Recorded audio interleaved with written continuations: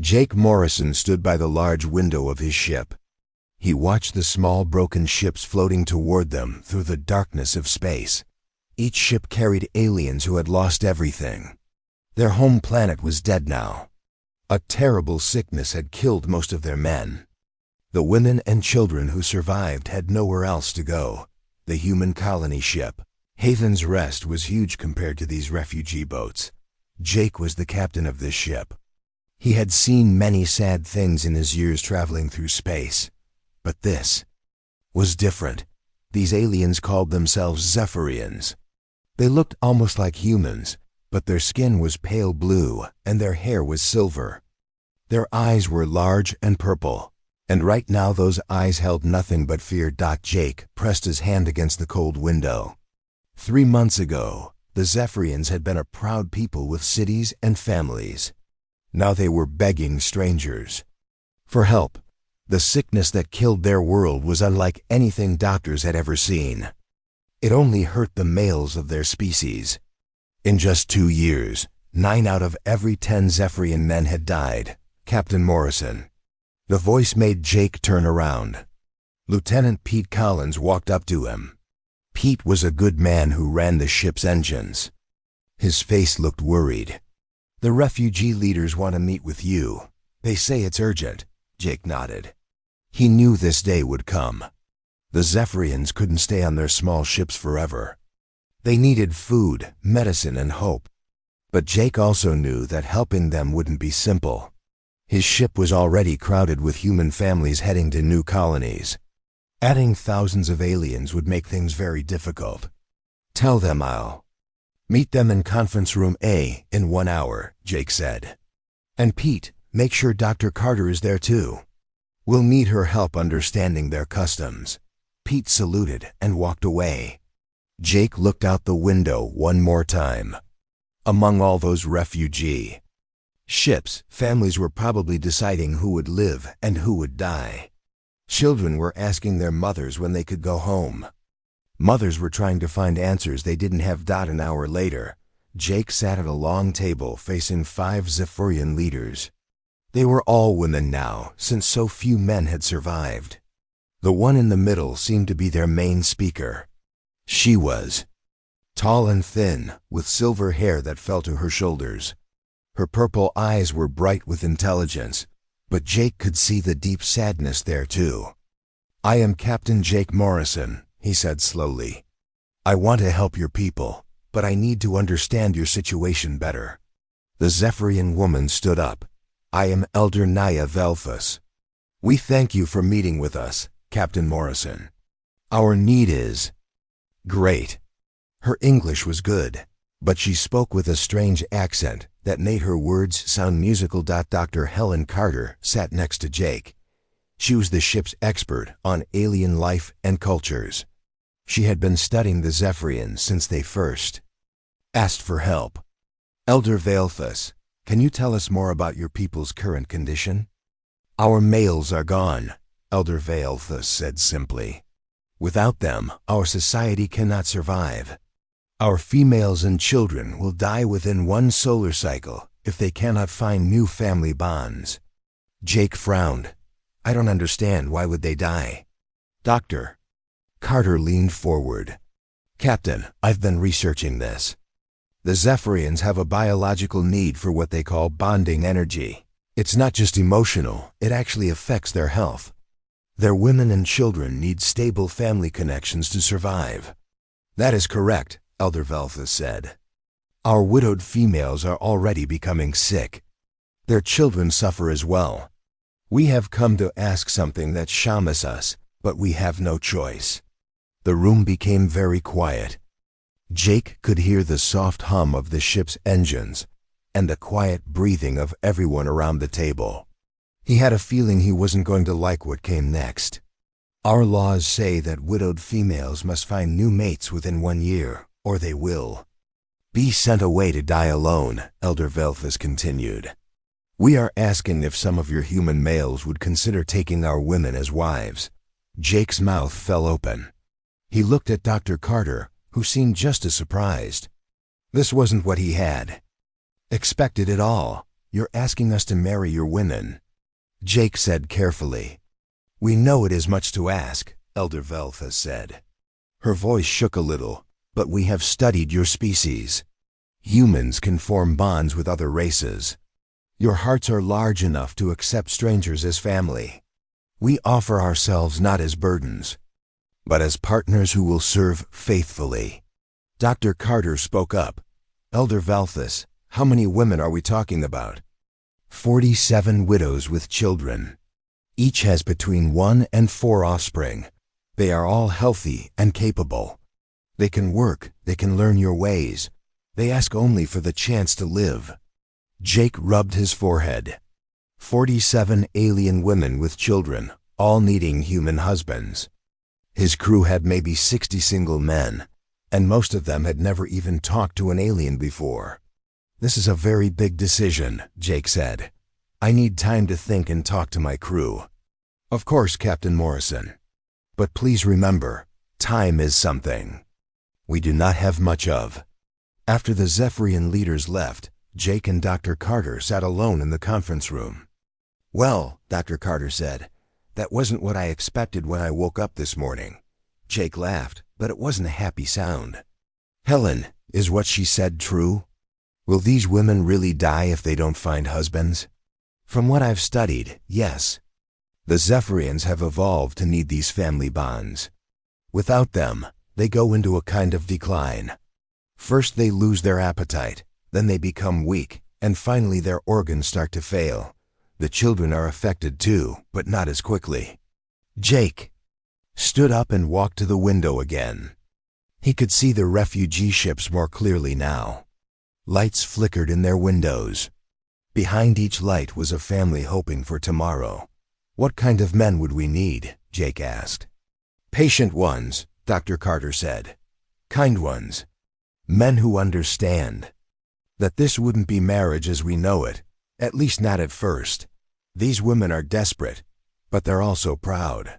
They're offering themselves as wives because it's their only chance to save their children. Jake thought about his crew. They were good people, but this was asking a lot. Marriage was supposed to be about love, not duty. But maybe, sometimes duty could become love. That evening, Jake called a meeting for all single male crew members. The ship's main meeting room was packed. Men sat in chairs and stood along the walls. They talked quietly among themselves, wondering why they had been called together. Jake stood at the front of the room.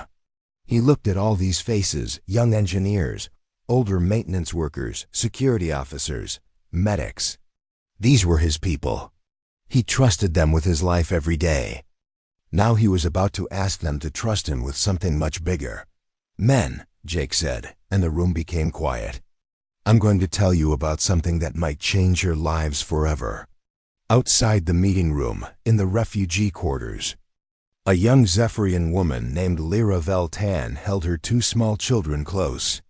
6-year-old Kess was asking when they could have real food again. 4-year-old Nero was too tired to complain, but Lyra could feel how thin she had become. Lyra had been watching the human captain during the meeting with the elders. She had seen kindness in his eyes, and something else, the look of a man who protected others. Her husband had that same look before the sickness took him. Tomorrow, Lyra would make the most difficult decision of her life.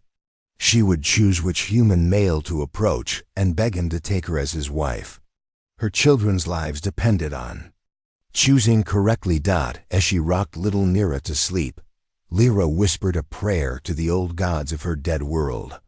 She asked them to help her find a human with a heart big enough for a desperate alien family. The next morning, Jake woke up earlier than usual. He had not slept well. All night, he kept thinking about the meeting with his single crew members. Half of them had looked scared when he explained the situation. The other half had seemed interested, but confused. Nobody had volunteered right away, which Jake understood. This was not an easy choice for anyone. Jake walked to the mess hall for breakfast. The big room was already full of people eating and talking, but today felt different. Groups of men sat together, speaking in low voices. Jake knew they were talking about the Zephyrian women and what it would mean to marry one of them. Dr. Helen Carter waved to Jake from a corner table. She was eating alone and reading something on her tablet. Jake got his coffee and a piece of toast, then walked over to sit with her. "Good morning, Helen," Jake said as he sat down. "What are you reading?" "More research about Zephyrian culture," Helen said. She looked tired. "I've been up all night trying to understand how their society works. Jake, this is much more complicated than we first thought." Jake drank some coffee. It was strong and hot, which helped him feel more awake. "Tell me what you learned." Helen put down her tablet and looked at Jake seriously. "The Zephyrians don't think about marriage the same way we do. For them, it's not about romantic love first. It's about survival and family duty." "What do you mean?" Jake asked. "Their bodies actually need what they call bonding energy," Helen explained. "It's like a real connection between family members that keeps them healthy. Without it, they get sick and die.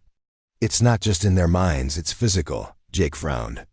"So when that elder said the women would die without husbands, she meant it literally." "Exactly. And the children need it too. They need stable family groups to grow up properly. Without that stability, they develop problems with their minds and bodies." Jake looked around the mess hall. He could see some of his crew members glancing toward the section where the refugees ate. The Zephyrians kept to themselves mostly, but everyone could see how thin and tired they looked. "Helen, what would a marriage actually involve?" Jake asked quietly. "Well, the bonding process is gradual," Helen said. "It starts with acceptance and commitment. The human male would need to truly accept the woman and her children as his family. Over time, if both people are willing, they develop this energy connection I mentioned." "Is it permanent?" "Once it's fully formed, yes. But it takes months to develop completely. The Zephyrian woman would be completely loyal to her human husband, and his children would see him as their real father. In return, the human would feel a strong need to protect and provide for them." Jake ate his toast slowly, thinking. "That sounds like it could be good or bad, depending on the people involved." "That's exactly right," Helen said. "If both people are kind and willing to work together, it could create an incredibly strong family. But if there are problems, it could be very difficult." After breakfast, Jake decided to visit the refugee section of the ship. He wanted to see the Zephyrian families for himself. The refugee quarters were more crowded than the regular crew areas. Whole families shared small rooms that were meant for one or two people.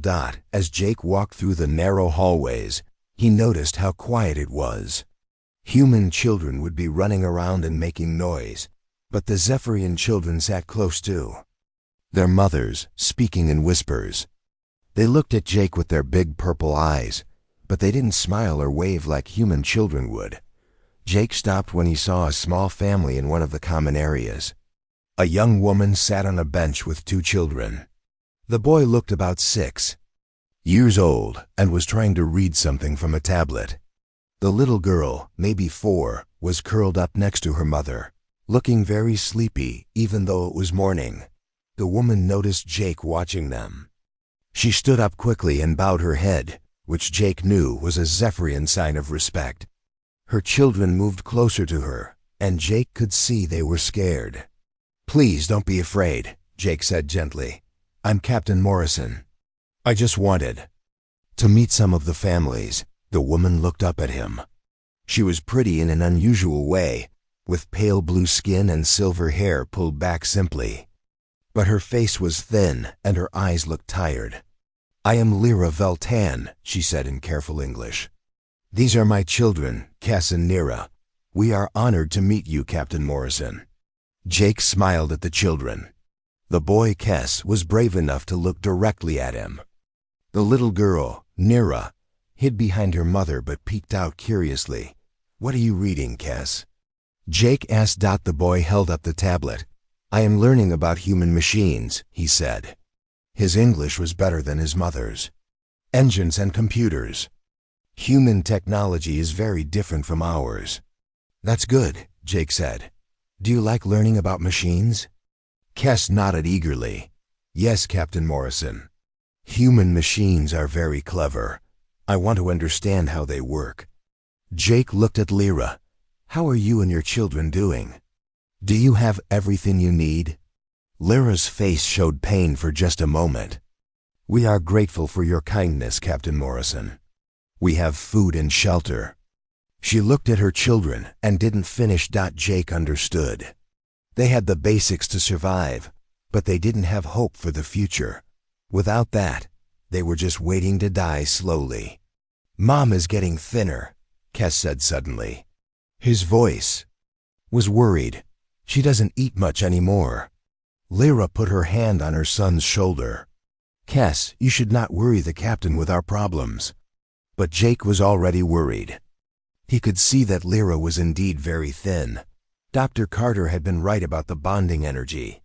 Without it, this woman was slowly failing. Lyra, Jake said carefully, have you thought about what Elder Valthos discussed yesterday? Lyra's cheeks turned a darker blue, which Jake guessed was like blushing for humans. Yes, Captain Morrison. I have thought about it very much. And?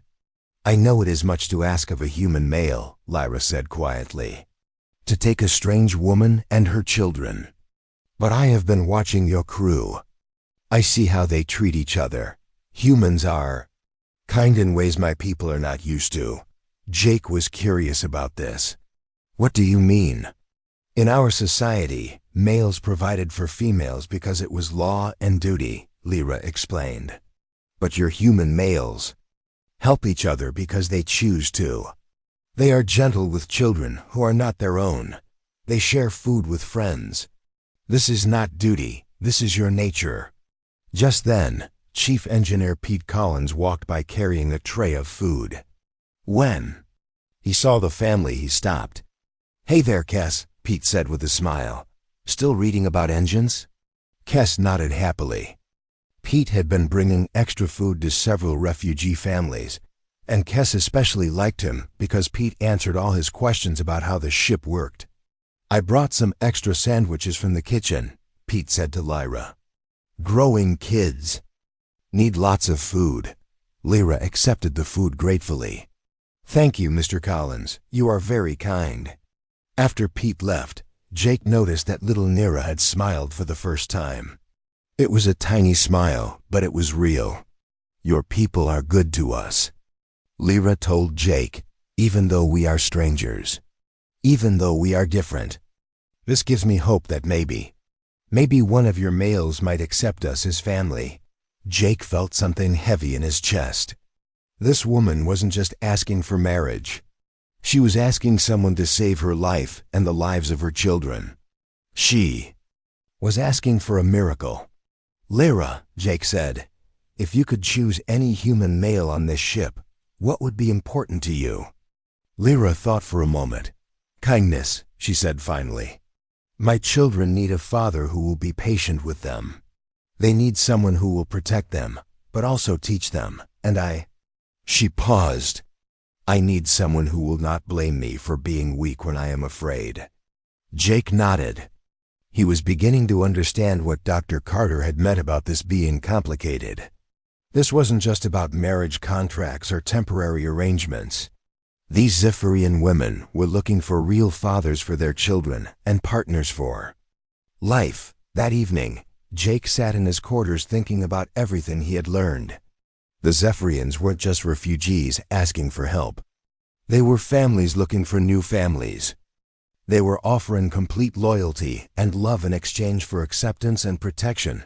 Jake thought about Lyra and her children. He thought about Kes's eagerness to learn and little Nira's shy smile. He thought about how thin Lyra was getting, and how her eyes held both hope and fear. Somewhere on his ship, there were men who could save these families. Good men who might be willing to open their hearts to alien children and take on the responsibility of being husbands and fathers. Question was, would any of them be brave enough to try? As Jake prepared for bed, he made a decision. Tomorrow he would start talking to his crew members one by one. Not to pressure them, but to help them understand what this opportunity really meant. For humans and Zephyrians alike, this could be the beginning of something beautiful, or it could be the end of hope for 47 desperate families. For 2 weeks, Jake spent every free moment learning about the Zephyrian families. He talked to Dr. Carter almost every day, asking more questions about their culture and biology. He visited the refugee quarters regularly, watching how the alien families lived and what their children needed. The more Jake learned, the more he understood how desperate their situation really was. Several of the Zephyrian women were getting visibly sicker. They moved slowly and barely ate their food. Their children stayed close to them, afraid and confused about what was happening to their mothers. But Jake also saw something else. He saw how grateful the Zephyrians were for every small kindness. When crew members brought extra food or helped fix broken equipment, the aliens would bow and thank them over and over. The children were learning English quickly, eager to communicate with their human helpers. Little Nira had started following Jake around when he visited. She didn't say much, but she would walk beside him and sometimes reach out to touch his hand. Kes had become friends with several human children on the ship, and Jake often saw him teaching them Zephyrian words while they taught him human games. Lyra was different from the other Zephyrian women. She didn't just sit and wait for help. She had started working with Dr. Carter, sharing her knowledge about Zephyrian medicine and biology. She was also learning to help in the ship's kitchen, trying to make herself useful. But Jake could see that Lyra was getting thinner too. Her silver hair was losing its shine, and her purple eyes looked tired all the time. When she thought no one was looking, she would hold her stomach as if it hurt. One evening, Jake made his decision. He had been thinking about it for days, and he knew he couldn't wait any longer. Some of his crew members had expressed interest in helping the Zephyrian families, but they were still scared and uncertain. Jake realized that someone had to go first. Someone had to show that it was possible. Jake found Lyra in the children's area of the refugee quarters. She was sitting on the floor with Nira, helping her practice writing English letters. Kes was nearby, working on a puzzle that one of the human children had given him. "Lyra," Jake said quietly, "could I speak with you?" Lyra looked up, surprised. She stood up carefully, and Jake noticed that she moved like someone who was in pain. "Of course, Captain Morrison," she said. "Children, please continue with your lessons." Jake led Lyra to a quiet corner where they could talk privately. He had practiced what he wanted to say, but now that the moment was here, the words felt difficult. "Lyra, I've been thinking about what you asked me," Jake began, "about finding a human husband." Lyra's eyes became very wide. She looked hopeful and afraid. At the same time, "Yes, Captain Morrison?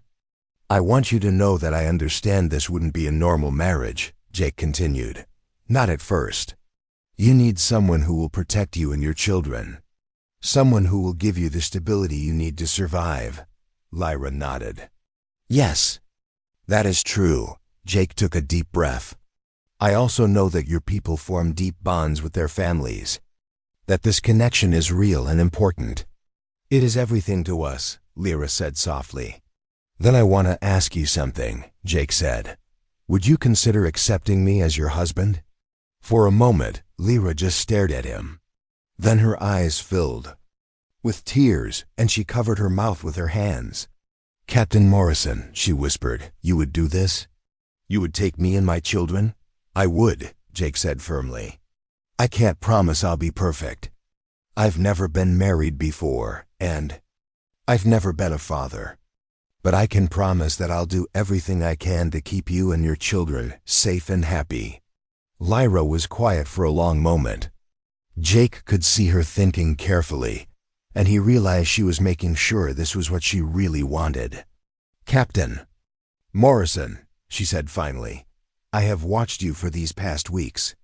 I have seen how you treat your crew with kindness and respect. I have seen how gentle you are with children. My Kess asks about you every day, and little Nira smiles when she sees you coming. Jake felt his heart beat faster. What are you saying? I am saying yes, Lyra said, and now she was crying and smiling at the same time. I accept your proposal, Jake Morrison. I will be honored to be your wife. Jake felt a strange warmth spread through his chest. Relief, happiness, and something else he couldn't name. Thank you, Lyra. I promise I'll take good care of you and the children. They told Kess and Nira together. The children were confused at first, trying to understand what it meant that Captain Morrison would be their new father. But when Jake knelt down and promised them that he would always protect them and help them learn and grow, both children hugged him tightly. The news spread quickly through the ship. Some crew members were surprised, but most were supportive. Dr. Carter was especially pleased. Jake, this is wonderful, she told him. You're showing everyone that it's possible, that humans and Zephyrians can really form families together. Preparing for the wedding ceremony was interesting. Jake wanted to respect both human and Zephyrian traditions. Dr. Carter helped him understand what the ceremony would mean to Lyra's people. The bonding ritual is very important, Dr. Carter explained. When you join hands and speak the vows, you'll actually start the process of creating that energy connection I told you about. What will it feel like? Jake asked. According to my research, it starts as a warm, tingling sensation. Over time, it grows into something much deeper. You'll be able to sense each other's emotions, and you'll feel a strong need to protect and care for each other. Jake wasn't sure what to expect, but he trusted Dr. Carter's research. The ceremony was held in the main assembly hall. Almost everyone on the ship attended, both humans and Zephyrians. Captain Rodriguez from the escort ship Liberty Star came aboard to perform the wedding. Since he had the authority to marry people in space, Jake wore his best dress uniform, dark blue one with all his medals and ribbons. Lyra wore traditional Zephyrian bonding robes that Dr. Carter had helped her create using fabric from the ship's supplies. The robes were pale blue like her skin, with silver thread that caught the light. Kess and Nira stood between Jake and Lyra during the ceremony, which was part of Zephyrian tradition. The children were accepting Jake as their father at the same time that Lyra was accepting him as her husband. Captain Rodriguez spoke about the importance of family and the courage it took to open one's heart to others. He talked about how love could cross any boundary, including the space between different worlds. When it came time for the vows, Jake spoke first. Lyra, I promise to be your husband and the father of your children. I will protect you, provide for you, and respect you. I will learn your ways and teach you mine. I accept you as my family. Lyra's voice was clear and strong as she replied. Jake Morrison, I promise to be your wife and partner. I will serve you faithfully and honor you. I will care for you and stand beside you.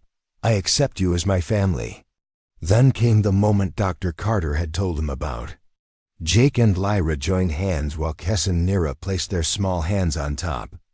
As they spoke the final words of the ceremony, Jake felt it. A warm, tingling sensation that started in his hands and spread up his arms. It wasn't uncomfortable, but it was definitely real. Jake looked at Lyra's face and saw wonder in her purple eyes. She was feeling it too. The bonding energy was beginning. The celebration afterward was unlike anything Jake had ever experienced. The Zephyrian refugees who had been sad and quiet for so long suddenly came alive with joy. They sang songs in their musical language and performed traditional dances. Even the children laughed and played games. The human crew joined in, sharing their own celebration traditions. Someone brought out a guitar, and soon people were singing human songs too. The two cultures mixed together in a way that felt natural and right. Jake found himself watching Lyra throughout the evening. She looked healthier already, with more color in her cheeks and brightness in her eyes. The other Zephyrian women kept coming up to her, touching her hands and speaking in their own language. Jake could tell they were happy for her, but also hopeful for themselves. Later that night, when the party was over, Jake helped move Lyra and the children's belongings to his quarters. The captain's quarters were large enough for a family, with a separate sleeping area for the children. As they got ready for bed, Kes came up to Jake shyly. "Captain Morrison." "I mean father," Kes said, trying out the new word. "Thank you for choosing us." Jake knelt down to look at the boy directly. "Kes, I didn't just choose you, I wanted you. You and Nira and your mother, you're my family now." Little Nira, who had been very quiet all evening, walked over and climbed into Jake's lap. She didn't say anything, but she put her small blue hand on his chest, right over his heart. Jake looked at Lyra, who was watching from the doorway. She was smiling, and for the first time since he'd met her, she looked truly peaceful. That night, as Jake lay in his bed listening to his new family sleeping nearby, he felt the bonding energy growing stronger. It was like a warm presence in his mind, connecting him to Lyra and the children. He could sense their contentment and their trust in him.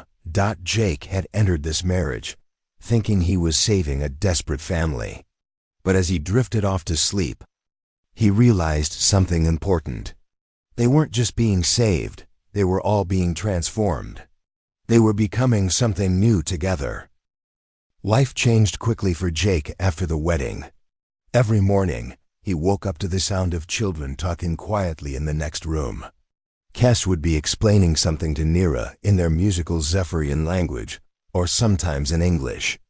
The little girl was learning human words faster than anyone expected. The first week was the hardest. Jake had lived alone for so many years that sharing his space felt strange. Lyra tried to stay out of his way, cleaning quietly and keeping the children from making too much noise. But Jake could see that this made everyone nervous and unhappy. "Lyra," Jake said one morning over breakfast, "this is your home now. You don't have to hide in the corners." Lyra looked surprised. "I do not want to disturb your work, husband." Jake noticed she still called him husband instead of his name. Dr. Carter had explained that this was normal for Zephyrian women at first. They needed time to feel comfortable with their new families. "You're not disturbing anything," Jake said gently. "I want you and the children to feel free here. This is our home, not just mine." That afternoon, Jake made a decision that surprised everyone. He moved his work desk from the main room into his bedroom, giving the family more space to live and play. He also asked Pete Collins to help him build a small play area for the children. "You sure about this, Captain?" Pete asked as they assembled a table and chairs sized for small Zephyrian children. "Your quarters used to be so neat and organized." Jake looked around at the toys scattered on the floor and the children's drawings taped to the walls. Kes had drawn pictures of the ship's engines, while Nira had made colorful drawings of flowers that didn't exist on any human world. "I like it better this way," Jake said, and he meant it. The bonding energy that Dr. Carter had told him about was growing stronger every day. Jake could feel Lyra's emotions more clearly now. When she was happy, he felt warm and content.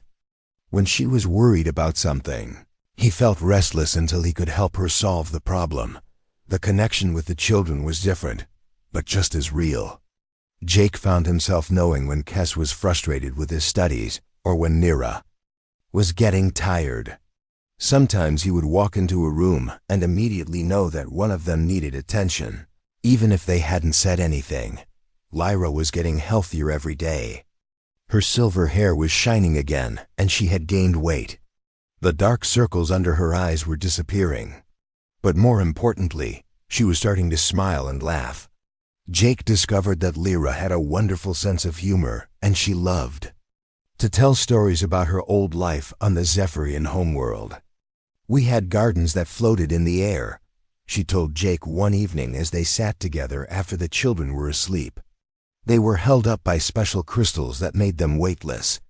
In the spring, when all the flowers bloomed, it looked like colorful clouds drifting through the sky. Jake loved hearing about her world. It made him sad that such a beautiful place was gone forever, but he was glad that Lyra could share these memories with him. The children were changing too. Kes had become fascinated with human technology and spent hours with Pete Collins, learning about the ship's engines. Pete had started teaching him basic engineering principles, and Kes was learning incredibly fast. "That boy has a gift," Pete told Jake. "I've never seen a kid understand mechanical systems so quickly. By the time he grows up, he'll probably be able to design better engines than we have now." Nira was different from her brother. She was quiet and artistic, but she also had an unusual ability to understand people's feelings. She would walk up to crew members who were having bad days and offer them small gifts, a flower she had drawn or a smooth stone she had found. Somehow, she always knew exactly when someone needed cheering up. Dr. Carter was fascinated by both children. "Jake, I think the bonding energy affects them too," she explained during one of their regular meetings. "Zephyrian children who are part of stable family bonds develop enhanced abilities. Kes's technical understanding and Nira's emotional intelligence are probably both results of the healthy family connection you've created. But not everything was easy. Some of Jake's crew members were struggling with the changes on the ship. A few officers thought that Jake was spending too much time with his new family and not enough time on his captain duties. Lieutenant Commander Sam Brooks was the most vocal about his concerns. He had been Jake's second-in-command for 3 years, and he wasn't happy about the changes he saw. "Jake, you missed 2 department meetings this week," Sam said during a private conversation in Jake's office. "And yesterday, you left the bridge early to help your wife with something in the kitchen." Jake felt his temper rise, but he forced himself to stay calm. "Sam, I've never missed anything important. And I left the bridge early because Lyra was trying to help prepare food for the refugees, and she needed someone to translate for her." "That's exactly my point," Sam said. "You're putting your personal life ahead of your responsibilities as captain."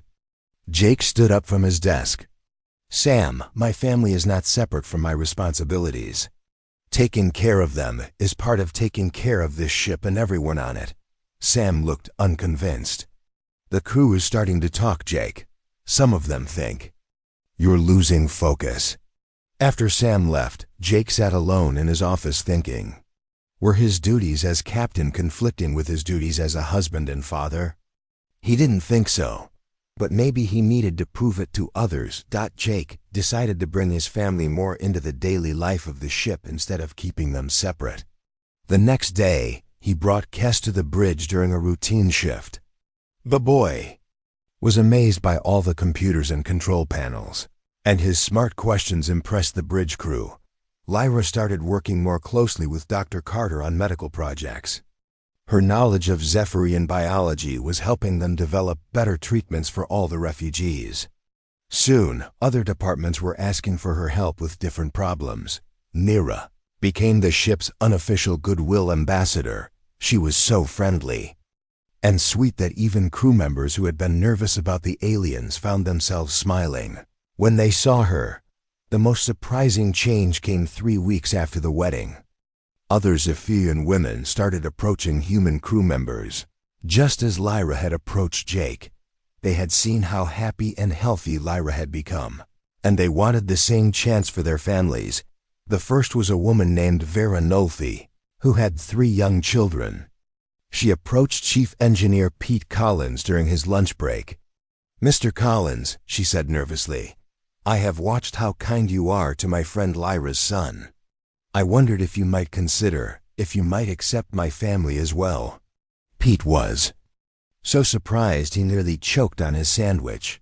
But after talking with Jake and Dr. Carter, he agreed to meet with Vera and her children. Within a week, they were planning their own wedding ceremony. Soon, more matches were being made. Dr. Mark Williams, the ship's chief medical officer, married a Zephyrian scientist named Zara Kel-Min, who had 2 daughters. Security Chief Ben Taylor chose a widow named Tess Morilla, who had twin boys. Each new family bond seemed to make the ship a happier place. The Zephyrian children brought laughter and curiosity to areas that had been all business before. The women contributed their knowledge and skills to help solve problems that humans had been struggling with for months. But Jake noticed something else happening. The human men who married Zephyrian women were changing too. They seemed more focused, more purposeful. The bonding energy wasn't just helping the aliens, it was making the humans better versions of themselves. "It's remarkable," Dr. Carter told Jake during one of their weekly meetings. "The human Zephyrian pairs are showing incredible teamwork and problem-solving abilities. It's like the bonding energy enhances the best qualities in both species." Jake could feel this in his own life. He found himself making better decisions as captain, because he was thinking not just about immediate problems, but about how his choices would affect families and children. The love he felt for Lyra, Kess, and Nira had made him more aware of everyone's needs. One evening, as Jake was reading a bedtime story to Nira while Kess worked on a puzzle nearby, Lyra sat down beside them. "Jake," she said softly, "I want to tell you something." Jake looked up from the book. "What is it?" "When I first asked you to marry me, I was only thinking about survival," Lyra said. "I needed someone to save my children's lives. I thought that would be enough." Jake waited for her to continue. "But now I understand that you have given us much more than safety," Lyra continued. "You have given us joy. You have given us a future. You have made us feel loved." Jake felt the bonding energy pulse between them, warm and strong. "Lyra, you've given me something too. You've made me understand what family really means." That night, as Jake lay in bed listening to his family sleeping peacefully nearby, he realized that his life had completely changed. 3 months ago, he had been a single man whose only concerns were his ship and his career. Now he was a husband and father, responsible for 3 precious lives. But instead of feeling burdened by this responsibility, Jake felt energized by it. Every day brought new challenges and new joys. Every day, his connection with Lyra and the children grew stronger. The ship was changing too. What had started as a rescue mission for desperate refugees had become something much more important. They were creating a new kind of society where humans and Zephyrians lived. The alarm bells started ringing at 3 in the morning. Jake woke up immediately, his heart pounding. Years of military training had taught him that alarms in the middle of the night meant serious trouble. "All crew to battle stations," came the voice over the ship's communication system. "Captain Morrison to the bridge, immediately." Jake was already getting dressed. Beside him, Lyra sat up in bed, her purple eyes wide with fear. Through the bonding energy, Jake could feel her terror, and it made his chest tighten. "What is happening?" Lyra whispered. "I don't know yet," Jake said, pulling on his uniform. "But I want you to stay here with the children. Keep them calm and quiet." Jake ran to the bridge, where his officers were already at their stations. Lieutenant Commander Sam Brooks met him at the command chair. "Captain, we have 3 large ships approaching fast," Sam reported. "They're Krullian warships." Jake's blood turned cold. The Krullians were one of the most dangerous species in known space. They were bigger and stronger than humans, with thick, gray skin and no sense of mercy.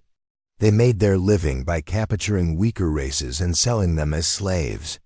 "Have they tried to communicate?" Jake asked. "Yes, sir," said Communications Officer Lisa Park. "They're demanding that we surrender all Zephyrian refugees to them immediately." Jake stared at the main screen, where 3 massive Krullian ships were getting closer by the minute. Each one was twice the size of Haven's Rest and armed with enough weapons to destroy his ship easily. "What exactly did they say?" Jake asked. Lisa read from her screen. "They claim the Zephyrians are criminals who stole Krullian property before fleeing their homeworld. They say if we don't hand them over, they'll take them by force. Jake knew this was a lie. The Zephyrians had never even met the Krellians before. But the Krellians were famous for making up excuses to justify their slave raids. Options? Jake asked his tactical officer, Lieutenant Ben Taylor. "Not good, Captain," Ben replied. "Each of their ships outguns us 3-1. If we fight, we'll lose." "What about running?" Jake asked. "They're faster than we are," Ben said. "They'll catch us before we can reach the next star system." Jake felt the weight of impossible choices pressing down on him. If he fought, his crew would die. If he tried to run, they would be caught and everyone would be captured. If he surrendered the Zephyrians, 47 families would become slaves. Through the bonding energy, Jake could feel Lyra's fear growing stronger. She was listening to the ship's communication system from their quarters, understanding enough to know her family was in danger. Jake closed his eyes for a moment, thinking of Kess and his love of learning, of little Nira's sweet smile, of Lyra's courage and kindness. He thought of all the other Zephyrian families who had found new hope on his ship. "Open a channel to the Krellian ships," Jake ordered. Main screen showed the face of a Krellian commander. His skin was gray and scarred, and his small black eyes showed no emotion at all. "I am War Leader Gorak," the alien said in a deep, rough voice. "You will surrender the Zephyrian criminals to us now, or we will destroy your ship." "I am Captain Jake Morrison of the human vessel Haven's Rest," Jake replied calmly. "The beings you call criminals are refugees under our protection. We will not surrender them." Gorak's face twisted into what might have been a smile. "Then you have chosen death, human. Your weapons are weak, your ship is small. You cannot win this fight." "Maybe not," Jake said. "But we're going to try." Jake cut the communication and turned to his crew. Every face on the bridge was looking at him, waiting for orders. He could see fear in their eyes, but also determination. "I know this looks impossible," Jake said. "But I want you all to remember something. Those Zephyrian families aren't just refugees anymore. They're our families. Our wives, our children, our friends. We don't abandon family." Sandbrook stepped forward. "Captain, I owe you an apology. I thought your marriage was making you weak as a leader. I was wrong. You're asking us to fight for something worth fighting for." Jake felt a surge of pride in his crew. "Ben, what do we have for tactics?" Ben studied his screens. "The Krellians are arrogant, Captain. They think this will be easy.